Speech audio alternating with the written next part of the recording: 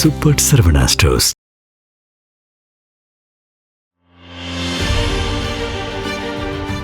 Black and white நேயர்களுக்கு வணக்கம். அரசியல் சூத்திரம் நிகழ்ச்சியில் மூத்த பத்திரிகையாளர் கோட்டீஸ்வரன் நம்முடன் இணைகிறார். வணக்கம் சார். சார் வணக்கம். நேயர்களுக்கு அன்பு வணக்கம். விஜய் இன்னைக்கு வேலூர் கூட்டம் ஒரு சின்ன கதை சொன்னார். அந்த கதை காளையை அடக்கிறது அப்படின்ற அந்த ட்ரிக்குக்காக சொன்னப்பட்ட ஒரு கதையா, இல்லை தேர்தல் களத்தில் பணம் எவ்வளோ முக்கியம், பணத்தை பார்த்தால் களம் மாறும் அப்படின்றதுக்கான ஒரு கதையா, எப்படி புரிஞ்சுக்கிறது சார்? சார் எல்லாருமே ஒரு குட்டி கதை ஒன்று சொல்லுவாங்க. அம்மையார் ஜெயலலிதா குட்டி கதை சொல்லியிருக்கிறாங்க, ஷோ அவர்கள் கதை சொல்லியிருக்காரு, இப்போ விஜய் அவர்களும் தேர்தல் நேரத்தில் கதை சொல்கிறாரு. இப்போ உதாரணத்துக்கு ஷோ அவர்களோட கதை அப்படின்னு எனக்கு ஞாபகம் வருது என்னென்னா, இந்த கலைஞர் காப்பீட்டு திட்டம் வந்த நேரம் அது. அப்போ வீட்டில் ஒரு மீனவர் என்ன பண்ணியிருப்பாருன்னா, மீன் பிடிச்சிட்டு நான் விற்றுட்டு வரேன் அப்படின்னு சொல்லிட்டு வீட்டம்மாக்கிட்ட சொல்லிட்டு போயிருப்பார். போகிற இடத்துல ஏரியில் மீனை பிடிச்சிருவார். 2 மீன் உயிரோடு பிடிச்சிட்டு எடுத்து வந்துட்டு வச்சுருப்பார், இந்த விரால் வகையில். அதை போட்டு பார்த்தா யாருமே அதை வாங்கிறதுக்கு ஆளே இருக்காது. விலை ஒன்று சொல்லுவார், கேட்பாங்க, யாருக்கிட்டையும் ஜனங்கிட்ட காசு இருக்காது. காசு இல்லாதனால யாரும் வாங்க மாட்டாங்க. பொழுது சாய்ஞ்சிற மாதிரி மதியம் மேலே வந்துடும். சரி வேறு என்ன பண்ணுறதுன்னு சொல்லிட்டு என்ன பண்ணுவார், அந்த லஞ்ச் நேரத்துக்கு மேலே அந்த மீன் என்ன பண்ணுவார், அவரே பையில் போட்டு கொஞ்சம் தண்ணியை ஊற்றி எடுத்துன்னு வந்துடுவார் வீட்டுக்கு, மீன் செத்துற போகுதுன்னு சொல்லிட்டு. அப்புறம் வீட்டம்மா கேட்பாங்க, என்னங்க மீன் விற்றுட்டு வரேன்னு சொன்னீங்களே அப்படின்னா, மீனை விற்காமல் அப்படியே எடுத்துகிட்டு வந்திருக்கீங்களே, என்ன காசு கீசுன்னு? இல்லைம்மா, ஜனங்கக்கிட்ட ஆட்சி ரொம்ப மோசமாக இருக்குது, ஜனங்கக்கிட்ட காசு இல்லை, அதனால் மீன் யாரும் வாங்கலை, அதனால் மீனை எடுத்துன்னு போய் கிணத்துல விட்ரு பாவம் அப்படின்னு. அப்புறம் சரி, அப்போ அரிசி அது என்னென்னா ரேஷன் கடை அரிசி தான் இருக்கே, எண்ணெய் கிண்ணெய் எதுவுமே இல்லை, சரி வெறும் சாதத்தை வச்சு கொஞ்சம் தண்ணியை ஊற்றி உப்பு போடு, அந்த தண்ணி சாதத்தை சாப்பிட்டுட்டு படுத்துடலாம் அப்படின்னு சொல்லிட்டு இது பண்ணுவாங்க. அப்போ அந்த கிணத்துல மீனை விட்டவுடனே அந்த கிணத்துக்குள்ளே மீன் போயிட்டு மீனை 2 பேரும் எட்டி பார்ப்பாங்களாம், யாரோ அந்த மீனவரும் அவங்களோட வீட்டம்மாவும். அப்போ வாழ்க கலைஞர் காப்பீட்டு திட்டம்னுமா மீன். அப்போ என்ன சொல்லுவாருன்னா, ஷோ கலைஞர் காப்பீட்டு திட்டம்னு ஒன்று இருக்குது, காக்கிறதெல்லாம் இருக்கட்டும், ஆனால் வாழ்வாதாரன்றது இன்றைக்கி பாதிக்கப்பட்டிருக்கு, ஜனங்கக்கிட்ட காசு இல்லை, விலைவாசி அந்தளவுக்கு மின்னை முட்டுதுன்ற மாதிரி சொல்லியிருப்பார். இந்த அரசியல் நேரத்தில் அவர் சொன்னப்பட்ட கதை.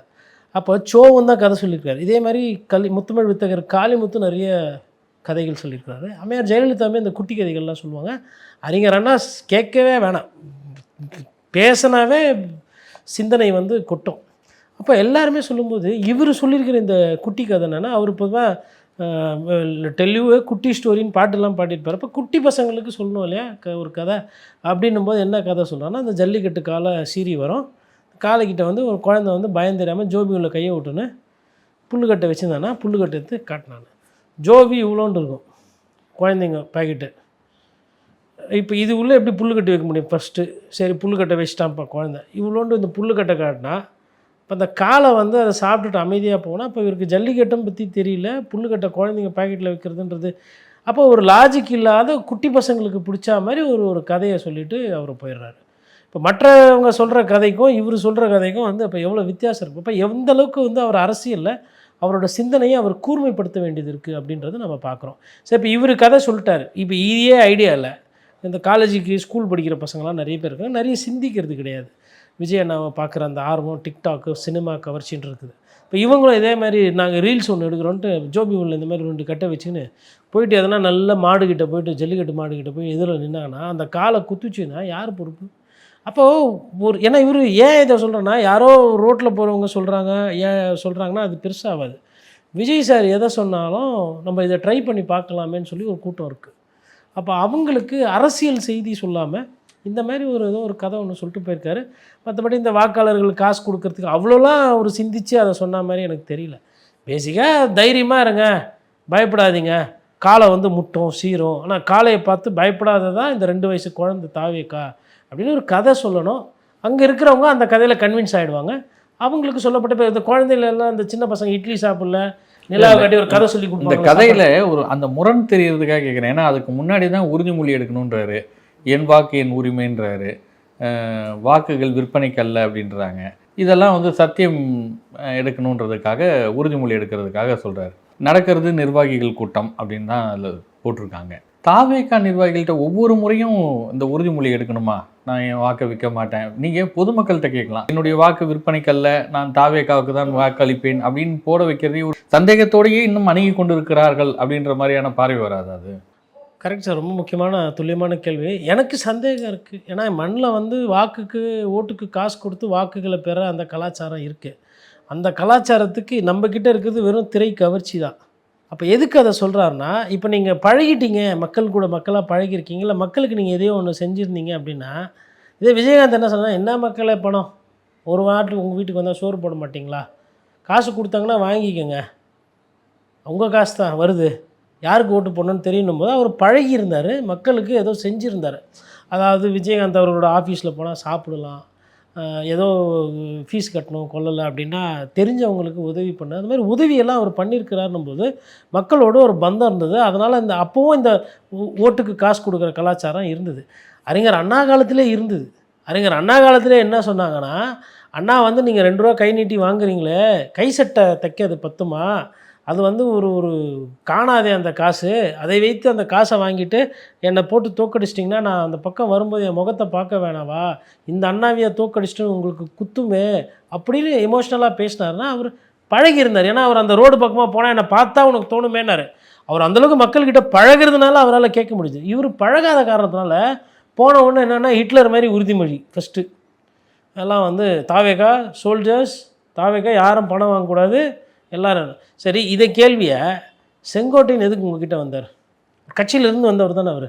ஆதவர்ஜுனா ஒரு கட்சியிலேருந்து வந்து தானே. அவங்கக்கிட்ட என்னைக்குன்னா இவர் கேட்டிருப்பாரா உறுதிமொழி, நான் ஒருவேளை 2026 தோற்றுட்டு போனால் கூட என்னை விட்டு ஓடக்கூடாது நீங்களா? அப்போ இவர் அது மாதிரி உறுதிமொழி அங்கே முக்கியமானவங்க கிட்ட கேட்க முடியுமா? நிர்மல்குமார் எதுக்கு வந்தார்? விஜய் அவர்கள் படம் பயங்கரமாக ஸ்டண்ட்டு பண்ணார். விஜயகாந்த் மாதிரி தானம் தர்மம்லாம் பண்ணார். இந்த சைடில் பார்த்தா நேதாஜி, இந்த சைடில் பார்த்தா அறிஞர் அண்ணாமா இருக்கிறாரு. தைரியமும் சிந்தனை வீரியமும் இருக்குது, அதனால் தலைவர் அப்படி எதுனா நிர்மல்குமார் தாவேக்காவில் வந்து சேர்ந்தவர்கள் அப்படின்னு பார்க்கும்போது நிர்மல்குமார், செங்கோட்டையன், ஜேசிடி பிரபாகர், இப்படி பல்வேறு கட்சிகளிலிருந்து வந்தவங்க, இல்லை பல்வேறு கட்சிகளில் கொஞ்சம் ஒதுங்கி இருந்தவர்கள், இப்படிலாம் வந்து சேரும்போது என்ன எண்ணத்தில் வந்து சேர்ந்தார்கள்? விஜய் என்ற ஒரு பெரிய சக்தி, இல்லை கொள்கையை வைத்திருக்கிறார், லஞ்ச லாவணியத்திற்கு எதிராக இருக்கக்கூடியவர் அப்படின்லாம் நினச்சி வந்து சேர்ந்தாங்களா? இல்லை விஜய் வந்து இப்போ இந்த பேச்சில் இன்றைக்கி சொன்னார்ல, அறிவாலயம் பக்கம் நிழலுக்கு ஒதுங்கியவர்கள் அந்த பக்கம் போகிறவங்களெல்லாம் கூப்பிட்டு கட்சியில் சேர்த்துக்கிறாங்க, இல்லை காசு கொடுத்து வாங்க ஏற்கனவே ஊழல் பண்ண பணத்தில் சேர்த்து வச்சுக்கிறாங்கன்னு சொல்கிறாங்க. இப்போ இந்த மாதிரி தாவேக்காவில் அப்படியான சேர்ந்தது ஓரமாக போனவர்கள் அப்படின்னு எடுத்துக்கிறதா, இல்லை அந்த பக்கம் போக முடியாது இவர்களாகவே வந்தார்கள் அப்படின்னு எடுத்துக்கல? விஜய் சார் சொன்ன அந்த கேள்வியிலே அவர் இன்றைக்கி பேசினார், அவரே அதுக்கு பதில் சொன்னார். திமுக அப்படின்னா திமுகவுக்கு நண்பர்கள் யாருன்னா லஞ்சம், லாவண்யம், ஊழல், கூடவே வந்து அரசியல் ஆதாயம் அப்படின்னு ஒரு வார்த்தை சொல்லுவார். அந்த அரசியல் ஆதாயத்திற்காக தான் இன்றைக்கி வந்து ஐயா செங்கோட்டையன் இன்றைக்கி வந்து விஜய் அவர்களோட ஃபோட்டோ வந்து வச்சுருக்கிறார் போல் அவர். அப்போ இவர் தான் ஒரு காலத்தில் என்ன சொன்னார்னா, ஒரு இறுதி மூச்சு வரை என் உடம்பின் மீது அதிமுக. எதுக்கு நான் என்ன சொன்னேன், எதுக்கு இந்த மாதிரி இமோஷனல் ட்ராமாலாம் அப்போ பண்ணுறீங்க? இப்போ இன்றைக்கி விஜய் சார் கூட பார்த்தீங்கன்னா நடுவில் கொஞ்சம் பேக் விட்டு அப்படியே அவர் கண்ணும் கலங்கலை, அவர் டல்லாக இருக்கிறாரு. உடனே நம்ம ஆளுங்க தலைப்பு செய்தி போடுறாங்க, கண் கலங்கினார் விஜய். டிஆர்பி போனோம், அது டிஆர்பி ஆக்சுவலாக கொஞ்சம் கொஞ்சமாக குறைச்சிக்கிட்டு வருது. இந்த பார்க் என்று சொல்லுவாங்க, நம்ம எவ்வளோ வியூவர்ஷிப் போச்சு ப்ராட்காஸ்ட் ஆடிட்டர் ரிசர்ச் கவுன்சிலில் எடுக்கும்பொழுது 8 வாட்டி எடுத்திருக்காங்க. இந்த 8 வாட்டியில் வந்து செப்டம்பரில் எடுத்திருக்கிறாங்க, கரூர் சம்பவத்தில் எடுத்திருக்காங்க, ஈரோடு, சேலம், திருச்சி எல்லாமே எடுக்கும்போது அவங்களுக்கு ரெகுலராக வந்த பேட்டர்ன் என்னென்னா, அந்த வியூவர்ஷிப்பு குறைஞ்சிக்கிட்டு இருக்கு. முன்னாடி இருந்த அளவுக்கு பீக் கிடையாது, குறைஞ்சி திருப்பி கரூரில் மறுபடியும் பீக் ஆகி கரூரில் வந்து திருப்பி குறையுது வியூவர்ஷிப்பு. இதனால் இனிமேல்ட்டு வந்து பார்த்திங்கன்னா ஃபுல் டைம் லைவ் எல்லாரும் போடுறது கிடையாது, குறைச்சிக்கிறாங்க. ஏன்னா இப்போ ஒரு லைவ் போடுறாங்க, வியூவர்ஷிப் போகுது, அதனால் விளம்பரம் வரும். இல்லை நீங்கள் ஒரு லைவ் பேக் யூனிட்டை கொடுத்து கூடவே நீங்கள் போய் கவர் பண்ணோன்னா அதுக்கு ஆகிற செலவு, அங்கே ரிப்போர்ட்ரு போடுற காசு, அதுக்கு வந்து நீங்கள் அங்கே ட்ரோன் பறக்க விடுறது, அது செலவினங்கள் இருக்குது. அதனால் நீங்கள் பாருங்கள், இதெல்லாம் ஒன்று ஒன்றா நடக்குதா இல்லைன்னு ஒண்டி பாருங்கள். இன்றைக்கே வந்து அவர் பேசும்போதே லைவ் வந்து முதல்வரும் பேசுகிறாரு, இதை கட் பண்ணிட்டு முதல்வர் லைவ் இன்றைக்கி போட்டாங்க. நான் சொல்கிறது எல்லாமே இன்றைக்கி நடந்த சம்பவம். ஒருவேளை விஜய் சாருக்கு ஏன்னா ஆதவர்ஜுனா இந்த கருத்தில் முரண்படுவார். இல்லை விஜய் வியூவர்ஷிப் நிறைய இருக்குது அப்படின்னா லாஸ்ட் ஒரு 8 மாதம் அவங்களோட டிஆர்பி ரேட்டிங்ஸை எடுத்து கம்பேர் பண்ண சொல்லுங்கள். அப்போ நம்மக்கிட்ட என்கிட்ட தரவு இருக்குது. நான் வந்து இப்போது இதை ஏன் வந்து வெளிப்படையாக சொல்ல முடியாதுன்னா, இப்போ ஒரு சேனல் மேலே இருக்கும், ஒரு சேனல் கீழே இருக்கும். இப்போ இந்த சேனலில் இவ்வளோ வியூஸ் போச்சு, இந்த சேனல் இவ்வளோ வியூஸ் போச்சுன்னு நான் சொன்னேன்னா 1 2 3 4ல் இவங்க இருக்கிறாங்கன்ற மாதிரி நான் சொல்கிறேன். அது ஏன் வேலை கிடையாது. ஆனால் சம்மந்தப்பட்டவங்களுக்கு எப்போ இந்த சேனல் வந்து இதையே விஜய் அண்ணாவை காட்டினப்போ ஒரு 2 மாதம் முன்னாடி இவ்வளோ இருந்தது, 2 மாதம் கழிச்சு லைவ் போட்டால் இவ்வளோ குறையுதுன்றது அந்த தரவுகள் வந்து நம்ம தரோம், நம்மகிட்ட அந்த டேட்டா இருக்குது. அப்போ என்ன சொல்ல வரேன்னா, ஸ்பெசிஃபிக்காக அவங்க கொடுக்கும்போதே அந்த ப்ரோக்ராமுக்கு என்ன இதுன்றதை கொடுத்துருவாங்க. டிப் ஆகுது. இன்றைக்குமே வந்து சார் சேரு டேபிள் போட்டு ஷாமினா போட்டோம்னா லாஸ்ட்லலாம் இடம் இருக்குது. இப்போ எனக்கு என்னென்னா காவல்துறை இவர் சொல்கிறாரு காவல்துறை பர்மிஷன் கொடுக்கல. காவல்துறை என்ன பண்ணனா 5000 பேர் இல்லை ஒரு 8000 பேரை கொடுங்க, இல்லை ஒரு 10,000 பேரை கூப்பிட்டுக்கோங்க, ஒன்றும் பிரச்சனை இல்லை, ஃபுல்லாக ஷாமினா போட்டு சேர் போடுங்க, உட்கார வச்சுட்டு நீங்கள் பேசுங்க அப்படின்னா 10,000 பேரை கூட்டுறது அவருக்கு சிக்கலாம். 10,000 பேரை கூட்டுறதுன்றது 10,000 பேர் அப்படின்னு போலீஸ் சொல்லிடுச்சுன்னு வச்சுக்கோங்களேன், அவருக்கு வந்து அந்த 10,000 பேரை கூட்டுறதுன்றது எல்லா இடமும் எல்லாரும் வரமாட்டாங்க. இப்போது இன்றைக்கி உதாரணத்துக்கு சிறுபான்மையினர் பாதுகாப்புன்ற மாதிரி இவர் இன்றைக்கி பேசியிருக்கிறாரு. எங்கேருந்து பேசுகிறாரு? வேலூர்லேருந்து பேசுகிறாரு. வேலூரில் சிறுபான்மையினர் இஸ்லாமிய சகோதரர்கள் இருக்கிறாங்க, எல்லாம் நோன்பு ரோஸில் இருப்பாங்க, ஆம்பூர் வாணியம்பாடி பக்கம் பேரணாம்பேட்டை பக்கம் எல்லோரும் வருவாங்க. நோன்பு நேரத்தில் 1 மணிக்கு வந்து பேசுகிறிய, அப்போ உங்களுக்கு யோசனை இருக்காதா? நோம்பில் இருப்பாங்க அவங்க, வந்து சாப்பாடுக்கு காலையில் கும்பிட்டுட்டு இது துவா செஞ்சுட்டு நமாஸ் இருக்கும், அந்த டைமில் வைக்கிறோம். என்னன்னா கேட்குறேன்னா அவங்க எப்படியா இருந்தாலும் பள்ளிவாசலுக்கு சாயந்தரமாக போயிடுவாங்க. ஏன் ஒரு இரவு கூட வைக்கலாம், ஒரு 6 to 7. அப்போ என்னென்னா விஜயண்ணாவை பார்க்கணும் அப்படின்றது முஸ்லிம்ஸ்லாம் இருக்கிறாங்க அப்படின்றது நான் புரிஞ்சுக்கிறேன். அவர் வந்து ஒரு மதத்துக்கோ ஒரு சாதிக்கோ சொந்தமானவர், அவர் அதுக்குள்ளே சுருக்க முடியாதுன்றதை நான் 100% நம்புகிறேன். அப்போ அவருக்கு வந்து அந்த புரிதல் கிடையாது. அதை பற்றி எதனா பேசியிருப்பாரா பாருங்கள். அப்போ எந்த ஊருக்கு போகிறோம், அங்கே என்ன இருக்குது, அங்கே வெயில் தன்மை என்ன, எதுவுமே தெரியாமல் எனக்கு இந்த நேரம் தான் வசதி. அதே மாதிரி இவர் கூட போனால் பைக்கில் வராங்கன்னு தெரியுது. இன்றைக்கி 2 இளைஞன் வந்து வழுக்கிட்டு போய் விழறான், கை போயிடுச்சு, உயிர் வேண்டாங்க, கை போய் வலது கை போயிடுச்சு, வாழ்நாள் ஊனம், உயிரே போச்சு, பெற்றவங்களுக்கு மறக்க முடியாத சோகம். அப்போது நம்ம போனால் இந்த மாதிரி வந்து காலக்கேயர்கள் கூட்டம் மாதிரி வருதுன்னு தெரியும். அப்போ நம்ம காலக்கேயர்களை யாருக்கு இது பண்ண, தலைமை காலக்கேயர் தான் அது சரி செய்யணும். ஆனால் அவர் அதை விரும்புகிறார். அப்புறமா இன்றைக்கி ஒரு விஷயம் சொன்னார், இது மாதிரி பின்தொடர்ந்து வராதிங்கன்னு. எனக்கு என்னென்னா அந்த மேடையிலேயே எனக்கு ஒரு வேளை நான் அவர் கூட இருக்கிறேன், இல்லை எனக்கு பதவி இருக்குன்னு வச்சுக்கோங்களேன், இல்லை நான் தான் வந்து ஒரு இது மாதிரி வச்சுக்கோங்களேன், காவல்துறைக்கு ஒரு அன்பு வேண்டுகோள், நான் வந்து அரசியல் பேச வந்திருக்கேன், என் கூட என் தொண்டர்களாக இருந்தாலும் மற்றவர்களுக்கு போக்குவரத்து இடையூறுகள் பண்ணி நேஷனல் ஹைவேல எதிரில் வர்றது, ட்ரிபிள்ஸில் வர்றது, ஹெல்மெட்டு போடாமல் வர்றது, வண்டியை ஜாக்கிரதை இல்லாமல் ஓட்டுனா அந்த வண்டிகளை பிடித்து தயவு கூர்ந்து நீங்கள் ஃபைன் போடணும், அவர்கள் பெற்றவர்கள் வந்ததுக்கப்புறம் தான் நீங்கள் அந்த ஃபைனை வாங்கிட்டு அவங்களை விடணுன்றது நான் காவல்துறைக்கு இந்த நேரத்தில் கோரிக்கை வைக்கிறேன்னா பயப்படுவாங்க. ஆனால் அவர் அதை ரசிக்கிறார். அப்போ தான் இவர் நான் ஆட்சிக்கு வந்தால் சட்டம் ஒழுங்கு சரியாக பராமரிப்பேன் பாதுகாப்பேன்னு சொல்கிறதுக்கு ஒரு செய்வார் விஜய் அப்படின்னு ஒரு நம்பிக்கை சார். அவருக்கு ஒரு புரிதலே கிடையாது சார். சட்டம் ஒழுங்குனா என்னது, என்ன பண்ணணும், அரசியல்னா என்ன, கவர்னன்ஸ்னா என்னன்னு புரியறதே கிடையாது. அவர் சும்மாங்காட்டியும் வந்து ஐயா அண்ணா பேரையும் காமராஜ் பேரையும் கோடிட்டு காமிட்டு திசை திருப்பிக்கிறார். இல்லை 2 விஷயம் இன்னைக்கு அவர் வந்து பிளாக் அவுட் ஆனது. எஸ்பி கலெக்டர் இவங்கெல்லாம் வந்து பாதி பேர் பெண்கள் இருக்கணும், அதை நாங்கள் கோச்சிங் சென்டருக்குலாம் இல்லாமல் எஜுகேஷன் சிஸ்டத்துலேயே கொண்டு வருவோன்னு ஒரு தகவல் சொல்கிறாரு. அதுக்கப்புறம் இது மாதிரி பாதி பேர் பெண்களாக இருப்பாங்க அப்படின்னு சொல்கிறாரு. இப்போ நீங்கள் சொல்கிற அந்த விஷயமும் விஜய் சொல்லக்கூடியதும் சட்டம் ஒழுங்கு தெரியலன்ற மாதிரி, இது வந்து பாதி பெண்களை எப்படி கொண்டு வர முடியும்? அதாவது ரொம்ப முக்கியமான கேள்வி சார். அவர் சொல்கிறது வந்து மாவட்ட ஆட்சியர், மாவட்ட எஸ்பி, அதாவது டிஸ்ட்ரிக்ட் கலெக்டரும் டிஸ்ட்ரிக்ட் சூப்பரண்டென்ட் ஆஃப் போலீஸையும் வந்து நான் பெண்களுக்கு பாதி கொடுப்பேன்றார். நோக்கம் நல்ல நோக்கம், வரவேற்கிறோம். ஆனால் அதை அவர் செய்யணும்னா அவர் பாராளுமன்றத்தில் ஒரு சட்டத்தை போட்டு அதுக்கப்புறம் கொண்டு வர ஒரு விஷயம். ஆனால் இன்றைக்கி தேதியில் நடைமுறையில் விஜய் அவர்களால் அதை விஜய் இல்லைங்க, ஒரு மாநில நிர்வாகமே செய்ய முடியாது.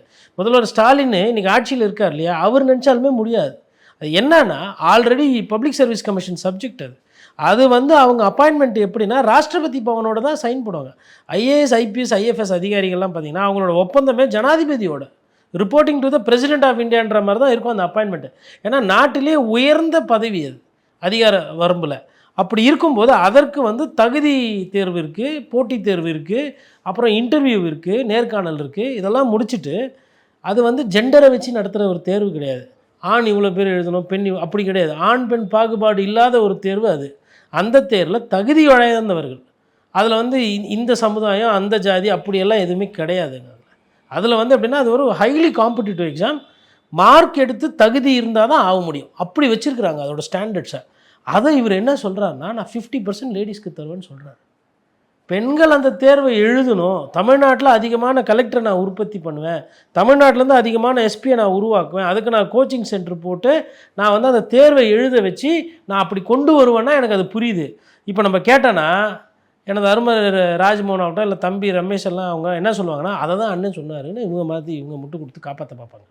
உண்மையில் அவருக்கு தெரியல. பப்ளிக் சர்வீஸ் கமிஷன் எப்படி ஃபங்க்ஷன் ஆகும், அதில் எப்படி ரெக்ரூட்மெண்ட் பண்ணுவாங்க, அதில் எப்படி வந்து எந்த ஸ்டேட் கார்டருக்கு அவங்க டெசிக்னேட் பண்ணுவாங்கன்னு தெரியாது. ஒருவேளை தமிழ்நாட்டிலேருந்து அதிகமான பேர் தேர்வு எழுதினாலும் கூட அவங்க அதிகமான மார்க் எடுத்தால் தான் அவங்க ஹோம் கார்டருக்கு வர முடியும். அவங்க எந்த மாநிலத்தை சேர்ந்தாங்களோ அந்த மாநிலத்துக்கு நீங்கள் போஸ்டிங் வாங்கணும்னா அது அவ்வளோ சுலுவான விஷயம் இல்லை, ரொம்ப கடினம். இது எதுவுமே தெரியாமல் நான் கலெக்டர் ஆக்கிடுவேன் பாதி பேர் லேடிஸை, பாதி லேடிஸை வந்து நான் எஸ்பி ஆக்கிடுவேன் அப்படின்னு அடிச்சு விட்டு போனது. அதே மாதிரி பத்திரிகையாளர் சந்திப்பு, ஒரு பத்திரிகையாளர் வந்து கேட்டாங்க, ஸ்டாலின் சார் வந்து சொன்னார் எனக்கு வந்து எதிரி யாருமே கிடையாது. அப்போது இவர் ப்ரெஸ் மீட்லாம் பார்க்குறாரு. ஏன் இவர் ப்ரெஸ்ஸையே பார்க்குறதுலன்னு இவ்வளோ விமர்சனம் ஆகுது, இவர் ஒரு பத்திரிகையாளர் சந்திப்பு நடத்த வேண்டியதானே? அது மாதிரி லஞ்சம் ஊழல் பற்றிலாம் பேசுகிறாரு. இவர் கருப்பு பணம் வாங்கினார்னு சொல்லிட்டு கோர்ட்டு வந்து 1.5 கோடி ரூபா பணம் கட்டுது. ஒரு தார்மீக அடிப்படையில் தன்னிலை விளக்கம் ஒன்று இன்றைக்கி இந்த மாதிரி இருந்தது, இது என்ன கவனத்துக்கு வந்தது, அப்பீல் போனோம் சொன்னாங்க. நான் வந்து என்னோடய ஆடிட்டர்கிட்ட சொல்லியிருக்கிறேன், அப்பீல்லாம் கிடையாது. இப்போ சொல்கிற நாட்டு மக்களே 1.5 கோடி ரூபா பணம் எனக்கு பணம் கிடையாது, தேசத்துக்கு தான் போகுது, நான் கட்டிட்டு போகிறேன், கருப்பு பணத்தை நான் ஊக்குவிக்கிறேன். ஏன் வாயிலேருந்து சொல்லலாம்ல சார்? அதாவது அவர் எண்ணத்துக்கும் அரசியல் புரிதலுக்கும் அவரோட எதிர்பார்ப்புக்கும் சம்பந்தம் இல்லாமல் இருக்குது 3 விஷயம். அரசியல் புரிதல்ன்றது சுத்தமாக கிடையாது. அவர் பண்ணுறது வந்து ஒரு ஆரவாரம், அது சினிமேட்டிக்காக பண்ணுறாரு, ட்ராமா பண்ணுறாரு, இது அரசியல் புரிதல். அதுக்கப்புறமா வந்து அரசியல் அவருக்கு எதிர்பார்ப்புன்னு பார்த்தீங்கன்னா முதலமைச்சராக வாழ்ந்துட்டுருக்கிறாரு. இன்றைக்கி காலையில் ஒரு பத்திரிகையாளர் போடுறாங்க 35% தாவேக்காக்கு இருக்குது, 28% திமுக, 27 லேண்ட்ஸ்லைட் விக்ட்ரி 150ன்னு போடுறாங்க. யாரா அந்த சர்வே சொன்னாங்கன்னு பார்த்தா தாவேக்காவில் சொன்னாங்கன்றாங்க. இதை அப்படியே போட்டுட்டு இதுக்கு எதுக்கு பத்திரிகையாளர்? அவங்க கொடுக்குறத உங்கள் பேரில் நீங்கள் அப்படியே போட்டுட்டு இதுதான் தரவு சொல்லுது, இதுதான் அவங்க எடுத்த கணக்கு சொல்லுதுன்னா நீங்கள் என்ன பத்திரிகையாளர்? இது ஆங்கில பத்திரிகையிலேருந்து எல்லாத்துலேயுமே வருது சார். இது வந்து புதுசாக இருக்குது. 40%ன்றது 30% தலைப்பே போடுறாங்க. இதுக்கு பாரு என்னன்னா பிளான்ட்டுன்னு வாங்க. எனக்கு தொழில் சொல்லி கொடுத்தவங்களாம் என்ன சொல்லுவாங்கன்னா சார் பொலிட்டிக்கல் ப்ளக்குன்னு வாங்க. ப்ளக்கு பிளான்ட்டு அது வந்து சீஃப் ஆஃப் பியூரோவோ சீஃப் ரிப்போர்ட்டரோ எல்லா ரிப்போர்ட்டர் இதுலேயும் இப்படி ஒரு ரிப்போர்ட்டர் சொல்லிட்டாருன்னா இந்த மாதிரி செய்தி எடுத்துன்னு வந்தால் என்ன பண்ணுவாங்கன்னா, நான் பார்த்துருக்குறேன், பேர் சொல்ல விரும்பலை, அது கொடுத்த பேப்பர் இருக்கு இல்லைங்களா, அதை தூக்கி வீசின சீஃப் ஆஃப் பியூரோவெலாம் நான் பார்த்துருக்குறேன். எனக்கு தொழில் சொல்லி கொடுத்தவங்களாம் இந்த மாதிரி this is a 3rd grade political block அப்படின்வாங்க. ஆனால் இன்றைக்கி இதுதான் மாடலாக இருக்குது. முட்டு கொடுக்குறது, அரசாங்கத்துக்கு ஒன்று சொல்லுதுன்னா அதை அப்படியே போடுறது, அதுக்கப்புறமா வந்து அரசியல் ஆளுமைகள் எதுனா ஒன்று சொன்னாங்கன்னா அதை வந்து பூசினா மாதிரி பூசாத மாதிரி பேசினது. இன்னொன்று ஊழலை பற்றி பேசுகிறாரு. கோர்ட்டு 3 நாளைக்கு முன்னாடி சொல்கிறாங்க எஃப்ஐஆர் போடுங்கன்னு சொல்லிட்டு 258 பேஜ், அதில் கிழின்னு கிழிச்சு இது இப்படின்னா இது இவ்வளோ கேவலமாக இருக்குது, எதுக்கு வந்து அப்பாயின்மெண்ட்டு கேட்குறாங்க, எதுக்கு ஐபிஎஸ் அதிகாரிலாம் இந்த விஷயத்தில் தலையிடுறாங்க, கான்ட்ராக்ட்டுக்கும் ஐபிஎஸ் அதிகாரிக்கும் என்ன சம்மந்தம், என்னையா இது, உடனே எஃப்ஐஆர் போடுங்கன்னு சொல்லிட்டு கோர்ட்டு சொல்லிடுது, ஹைகோர்ட் சொல்லியிருக்கு, மெட்ராஸ் ஹைகோர்ட் சொல்லியிருக்கு. பற்றிட்டு எரியுது. ஊழலை பற்றி மொத்தம் வந்து ஒரு 20 செகண்ட் பேசிட்டு போயிட்டார். யார் ஊழல்வாதி, எதில் ஊழல் பண்ணாங்க, எவ்வளோ ஊழல் பண்ணாங்க, இவ்வளோ இளைஞர் வந்துருக்கிறீங்க, உங்களுக்கெல்லாம் வேலை இல்லை, ஏன் தெரியுமா வேலை இல்லை, நேருன்னு ஒருத்தர் 880 கோடி சம்பாதிச்சிக்கிறாரு, வேலை வாங்கி தரேன், ட்ரான்ஸ்ஃபரு, வேலைக்கு வந்தால் 25 லட்சம் to 30 லட்சம், யார் வீட்டு காசு, நான் கேட்பேன், விஜய் கேட்பேன், என் இளைஞர்களுக்காக கேட்பேன், எதுக்கு உனக்கு காசு கொடுக்கணும், நான் உன் வீட்டு சொத்தா கேட்கலாம்ல, அவருக்கு பிடிச்ச மாதிரியே அவருக்கு தெரிஞ்ச பாஷையிலே கேட்கலாம்ல, தூய தமிழில் ஐயா அறிஞர் அண்ணா மாதிரி எழுதி கேட்க வேணாம், இல்லை கண்ணியமாக அந்த வார்த்தைகள் கூட வேணாம், கடின வார்த்தைகள் கஷ்டம், அண்ணா மாதிரி அண்ணாவாக நினைக்கிறது, அண்ணா மாதிரி பேசுகிறது, அண்ணா மாதிரி சிந்திக்கிறதுலாம் வந்து இன்னொருத்தன் பிறந்து வர முடியாது. ஆனால் அவர் அண்ணாவை பற்றி அடிக்கடி சொல்கிறார், அண்ணா பேரை சொல்லிவிட்டு மக்களை ஏமாற்ற நினைக்கிறார். அதுதான் எனக்கு வந்து என்னால் ஏற்றுக்க முடியல. மக்களோட போ, மக்களோட இரு, மக்களோட பழகு, மக்கள் அரசியல் சொல்லி கொடுத்தாங்கன்னு சொன்ன அண்ணா எங்க, ஓட்டு போடு, ஆட்சிக்கு வந்தோன்னா நான் கிராமமாக பார்க்குறேன்னு சொல்கிறேன், நீங்கள் எங்கே ஏமாத்துறீங்க தானே? அப்போ ஓட்டு கேட்க கூட கிராமமாக வராத ஒரு அரசியல்வாதி மொத்த இந்தியாவில் இருக்கிறாருன்னா அது இவர் தான். அது ஏமாத்துறதுன்னு சொல்ல முடியாது, ஏமாத்துறது தான் சார். இது இப்போ வரமாட்டேன்றது நேரடியாக சொல்கிறாரு, நான் இப்போ ஆட்சிக்கு வந்ததுக்கப்புறம் நான் கிராமத்துக்கு எப்படி இருக்கிறேன், சரி நான் கல்யாணத்துக்கு இப்போ நான் வரமாட்டேன், நீங்கள்லாம் கல்யாணம் பண்ணி முடிச்ச உடனே அதுக்கப்புறமா நான் வந்து மொய் வைக்கிறேன் அப்படின்னா அந்த கல்யாணக்காரர் எப்படி பார்ப்பாங்க, என்னப்பா இது புதுசாக இருக்குது சார். தேர்தல்னால் மக்கள் வந்து நாங்கள் வந்து பூத்தில் ஓட்டு போடணும்ல, எனக்கு என்னை கூப்பிட்றீங்க, என் ஓட்டு கேட்குறீங்கல்ல, என்னை வந்து பார்த்து ஓட்டு கேட்கணுன்ற அந்த தார்மீக அடிப்படையில் அதை விட என்ன டேஷ் வேலை உங்களுக்கு இருக்குது, வேறு என்ன வேலை இருக்குது நான் கேட்குறேன். இப்போது என்ன வேலை இருக்குது உங்களுக்கு? ஜனநாயகம் படம் வரல, ஷூட்டிங்கும் இல்லை, வேறு என்ன வேலை இருக்குது சார்? அரசியல்வாதின்றவங்க முழு நேரம் வேலை, பார்ட் டைம் பாலிடிக்ஸ்லாம் பண்ணக்கூடாது. தேர்தல் முடிஞ்சவொடனே ஆட்சி வரும், ஆட்சி வந்தோடனே வீட்டுக்கு வரும், என்ன உத்தரவாதம் இருக்குது? ஏமாத்துற வேலையா இல்லையா இது? அப்போ குறைந்தபட்சம் 5 வருஷத்துக்கு ஒரு வாட்டி தான் ஓட்டு கேட்குறீங்க. சட்டமன்ற தேர்தல்னா ஒரு 5 வருஷத்துக்கு ஒரு வாட்டி கூட உன்னால் 234 தொகுதி போய் சொந்த மக்களை சந்திக்க முடியாது. என்ன கட்சி நீ நடத்துகிற? என்ன உங்களுக்கு சிஸ்டம்? சரிப்பா, இங்கே போனால் கூட்டம் சேருது, அட்லீஸ்ட் சட்டமன்ற தொகுதிக்கு தொகுதி. இப்போ இன்றைக்கி வேலூரில் போட்டிங்க, நாளைக்கு திருப்பத்தூர், அதுக்கடுத்து அப்படியே வந்து அந்த சைடு போனால் உங்களுக்கு கிருஷ்ணகிரி, அங்கேருந்து அப்படியே இந்த சைடு வந்தால் தருமபுரி, தருமபுரியிலேருந்து மேலே போய் ஒகேனக்கல்ல கூட ஒரு நாள் கூட்டம் போடுங்க அந்த சைடு. அப்படியே ஒகேனக்கல்லேருந்து அந்த பக்கம் இறங்கினா தளியிலேருந்து அப்படியே போனால் பெங்களூர் பார்டரு. வேலூர் போனது இங்கேருந்து 4 மணி நேரம் வண்டி ஓட்டினா இந்த ஊர்லாம் வந்துடும். ஏன் ஒரு வாரம் தங்கி இதெல்லாம் முன்னாடியே பிளான் பண்ணி முடிச்சுன்னு வரலாம்ல? எதுக்கு லொடுக்கு பாண்டி மாதிரி உடனே இப்போ பனையூருக்கு வந்து என்ன பண்ண போகிறீங்க? மக்களுக்கு தானே அரசியல். மக்களுக்கு இந்த இடத்துலலாம் பிரச்சனை இருந்தால் ஆமாம் இருக்குது. முதலமைச்சர் ஸ்டாலின் மேலே கோவம் இருக்குதுன்னா ஆமாம் இருக்குது. எதிர்கட்சி எடப்பாடி பழனிசாமி மக்கள் ஃபுல்லாக ஏற்றுக்கலன்னா ஏற்றுக்கல, ரைட்டு, உங்கள் வாதம்லாம் கரெக்டு சாமி. உழைப்பே இல்லையே, ஏமாத்துறீங்க. இப்போது அவர் என்னென்னா இவர் வர்றதில்லைன்னு விமர்சனம் வைக்கிறாங்க இல்லையா, அவங்களுக்கெல்லாம் இவர் பாயிண்ட் எடுத்து கொடுக்குறாரு. அவரை சார்ந்து பேசுகிறவங்களுக்கு என்னென்னா சொல்லிட்டாரு விஜயண்ணா, தேர்தல் முடிஞ்சவனா வராருண்ணே. எப்பா, ஓட்டு வாங்கும்போது உங்களுக்கு தேவைப்படும் போதே நீங்கள் வரலன்னா எங்களெல்லாம் பார்த்தா நாங்கள் அறிஞர் அண்ணாவால் பதப்படுத்தப்பட்டவர்கள். நான் இங்கே வந்து திமுக நல்லா இருக்குது, அண்ணா பேரில் வந்து அண்ணா திமுக நல்லா இருக்குன்னு நான் சொல்லலை, எல்லாரையும் தான் கோடிட்டு காட்டுறேன். இன்றைக்கி விஜய் அவர்கள் பேசினதுனால விஜயை பற்றின செய்யணும். 2 காதம் சின்ன வயசுலேயே குத்திடுறாங்க. இவர் வேற குத்துறாரு. இப்போ தான் நடுவில் ஒரு பாட்டு கூட வந்தது, காது குத்துற விழான்னு சொல்லிட்டு அண்ணா திமுக ஒரு பாட்டு. இப்போ என்ன காது குத்துற சீசனா இது? மாற்றி குத்த பார்க்குறீங்க. நான் என்ன கேட்குறேன், ஓட்டு ஓணுமா வேணாமா? ஓட்டு வேணா நீங்கள் தான் யாராக வேணா இரு, நீ ஜனாதிபதியாக இரு, பிரதமராக இரு, முதலமைச்சராக இரு, யாராக வேணா இரு, வந்து ஓட்டு கேட்கணும். இதுதான் அறிஞர் அண்ணா சொல்லி கொடுத்துட்டு போனது. வீட்லேயே உக்காந்து நான் கேட்பேன், நான் அப்படியே டாட்டா காட்டுவேன், நான் பெரிய இமாம் பெரிய ஸ்டார் ஹீரோலாம் மக்கள் சார், அதாவது மக்கள் பார்த்துக்கிட்டு இருக்கிறாங்க.